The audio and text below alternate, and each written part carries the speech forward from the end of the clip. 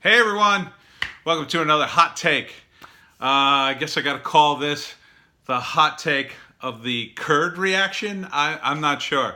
So I did my 10 minutes on the Kurds, and I also did an anti-war comic on the Kurds. Hello. And I got some reactions. And some of the reactions I got, or a lot of the reactions I should say, which were negative, the negative reactions were all like, well, yeah, we're abandoning the Kurds to their fate. Like, we should stay there and protect the Kurds because, hey, they helped us. Well, that's one way of looking at it. But what you have to keep in context is that the Kurds have been fighting wars in that region of the world for at least 5,000 years. Their tribe, group, whatever you want to call them, go back at least 900 years. Some say 5,000 years, depending on, prior to 900 years, there wasn't even a Kurd in that sense. Like the word Kurd wasn't around. So, it's a little hard to trace back after a few hundred years. But basically, the Kurdish people, they go back a good 5,000 years in that region, and they've been fighting and fighting and fighting. And they've never had a home country, and that sucks. But lots of things suck. And, I wouldn't want to live in Turkey. I think it sucks that they got to live in Turkey, a lot of them. There's millions of them. And a lot of people think that the Turks are just going to roll in and commit genocide. That's not going to happen, number one. They're not going to commit mass genocide. We wouldn't allow it, number one. I assume, and this is probably true, that when we cut a deal with the Turks to pull our troops out, if they abided by certain rules when they rolled in and kicked out the Kurds. And the Kurds weren't going to leave willingly. They weren't going to have a nice negotiated, oh, okay, well, we'll leave. They're trying to build up more land for Kurdistan. And they're probably never going to get it. And their feud goes back thousands of years. So they're just going to have to be happy with northern Iraq and hope, eventually that Iraq just breaks up and they get the northern part and they call it Kurdistan and then they got their home country. But unfortunately, there's no good people to side with in these wars. Everybody commits atrocities. The PPK has committed acts of terror in Turkey. Erdogan, the leader of Turkey, is an authoritarian despot, basically, who's done horrible things to journalists, and he'll probably do horrible things when he rolls into northern Syria. And the Syrians aren't any choir boys either. They're not super democratic, nice guys. No one's a nice guy. Not when it comes to war. So the question is not, do we want to save the Kurds? It's not a either and situation. We could delay the inevitable. If you want to remain in the region and occupy it for the next 5,000 years to keep them from fighting, I personally would like to leave the Middle East and pull all our troops out. Because I don't know about you, but I can't think of a single family member or friend that I could sacrifice to the Kurdish cause. Sorry, that's not something I would do. I wouldn't sacrifice myself. I wouldn't want anyone in my family or any of my friends to die for the Kurdish cause. That is for the Kurds to die. If they want to sacrifice and build a country on their own, they take a gamble, they roll the dice, and hopefully they get their home country and don't get wiped out. Or they negotiate and hopefully they live in peace and under some umbrella of a regime. And let's be honest, why all these people are coming out to protect the Kurds. These people are yet another version of the keyboard warriors that we saw during the Iraq War. During the Iraq War, we had the Yellow Elephants. These were Republicans who greatly supported the war but didn't sign up to join the army to go to Iraq. And they toe the neocon line, war, war, war, because we got to keep the peace, nobody else will. And they don't want to admit that they want the United States to be the world's policeman. And the thing about being a cop is it sucks. It sucks being a cop. It sucks telling everybody what to do and to be good and play on both sides. Everybody dislikes the cops because of that. But of course, if you're on the, if you've been a victim of crime, you love the cops. So no one wants to get involved in these wars, is what it comes down to. No one really wants to be involved. The only people who want to be involved are multinational corporations and politicians who are gaining some sort of benefit from it. And the people who are now arguing for the Kurds are mostly arguing because it makes Trump look bad. This is a indirect assault against Trump again.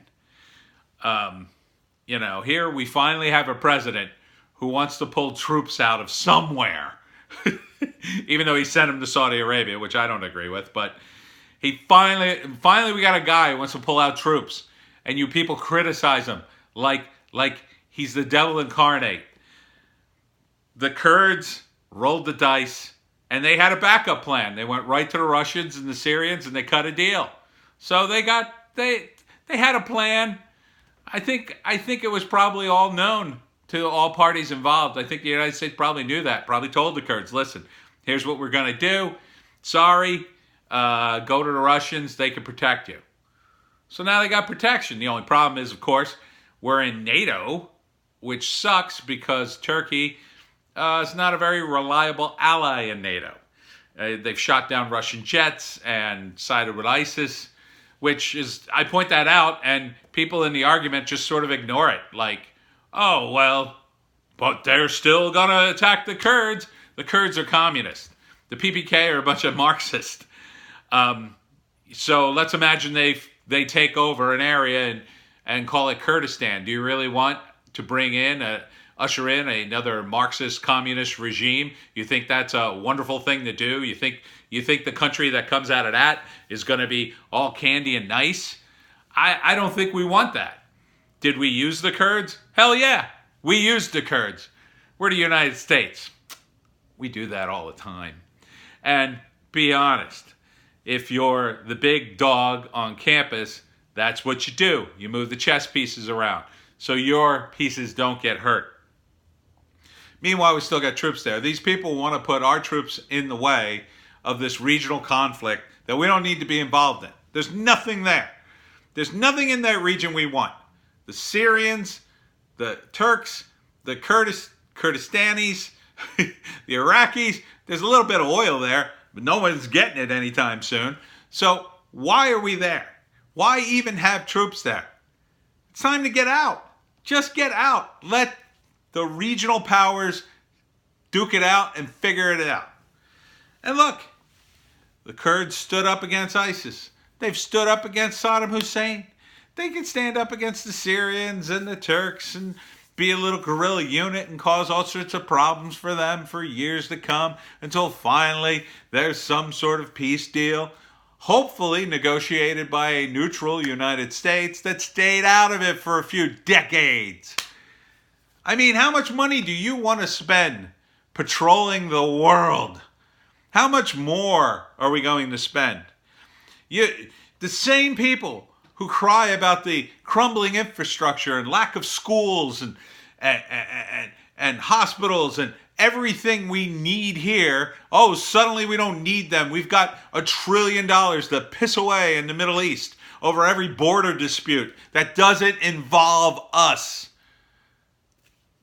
Look, the Kurds did us a favor. I would hazard a guess that we did them a favor and gave them the heads up. Listen, we can't stop the Turks from rolling in here. We're leaving.